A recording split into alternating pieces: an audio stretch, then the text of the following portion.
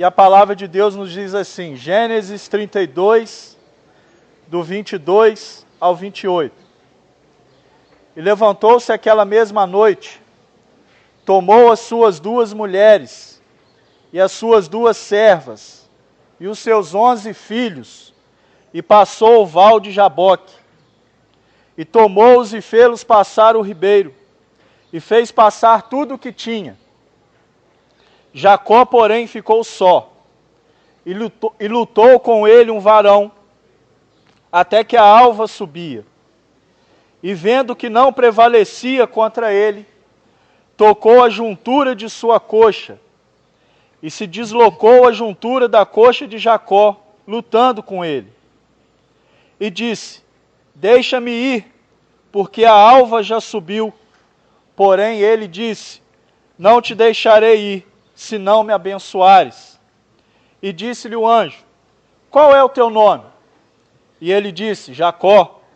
E o verso 28, então disse, não se chamará mais o teu nome Jacó, mas Israel, pois como príncipe lutaste com Deus e com os homens e prevaleceste.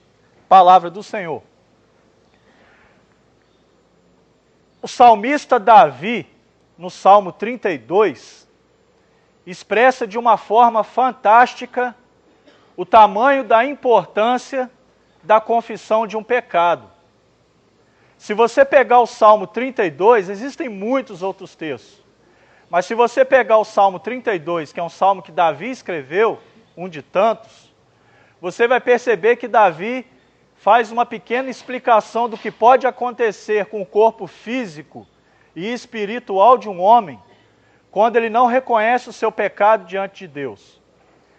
E Davi, de uma forma muito inspirada por Deus, ele nos ensina isso de uma forma tremenda no Salmo 32, depois você pode ler esse salmo em casa.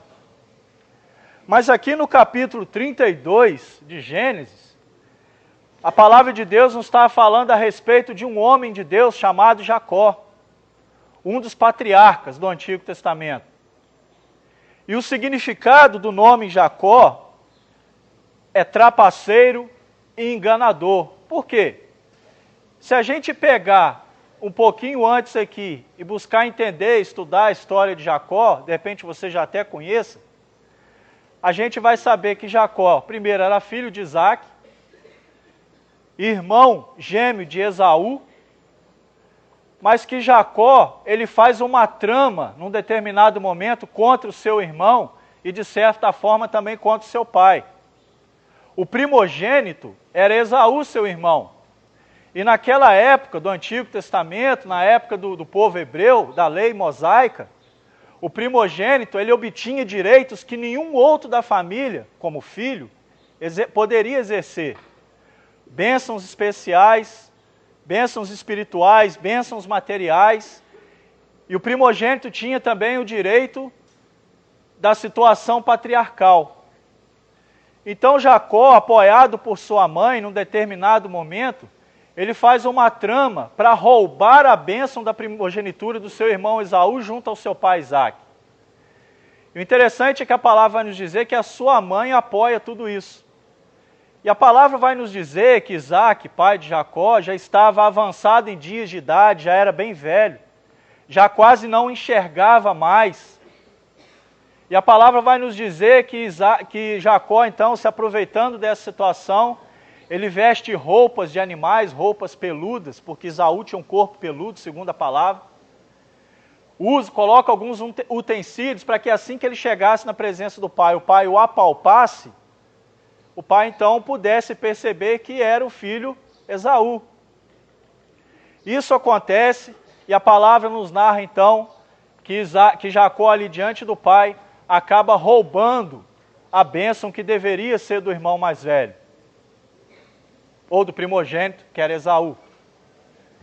E Esaú, quando descobre isso, Esaú fica furioso e ameaça o seu irmão Jacó de morte, o que gera um grande medo em Jacó. Jacó então busca fugir para a casa do seu tio Labão. Isso é a história narrada de Jacó em pequenas palavras.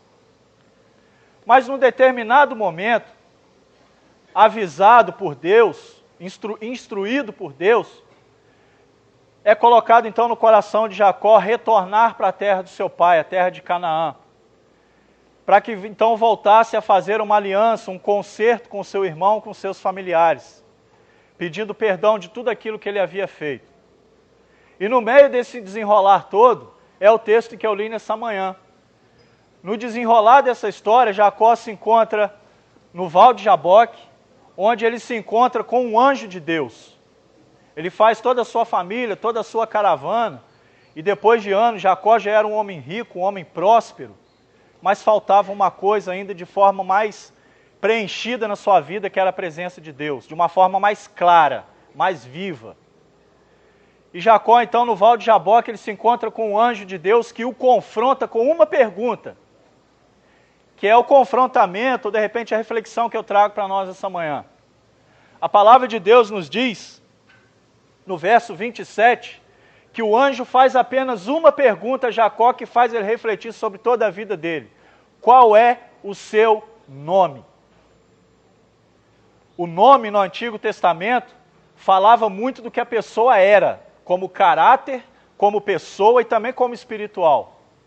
Eu falei um pouco no início. Aquele homem se chamava Jacó. E Jacó tinha alguns significados que nós, de repente, não gostaríamos de ser chamados assim nos dias de hoje.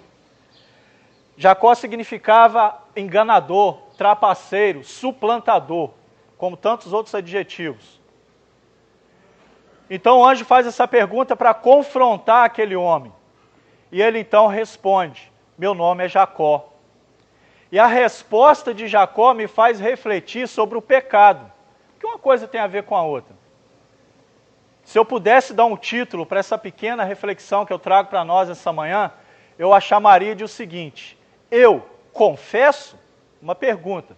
Será que eu confesso os meus pecados para Deus? Será que você tem confessado as suas faltas, os seus pecados para Deus?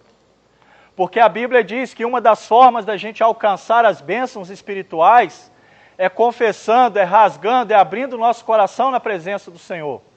É a palavra de Deus que nos diz isso. Por isso eu iniciei com Davi, falando do Salmo 32. Porque Davi, eu já falei aqui algumas vezes, era o homem que foi chamado por Deus como sendo o homem segundo o seu coração. Por quê? Porque ele sabia entender a excelência de se entregar e de se abrir na presença de Deus. E Jacó, quando entende isso, a sua vida muda. A sua vida muda a tal ponto que até o seu nome é mudado, até o seu nome é trocado. E aí o anjo diz para ele, no verso 28, não se chamará mais o teu nome Jacó, mas Israel. O nome dele é trocado por Deus.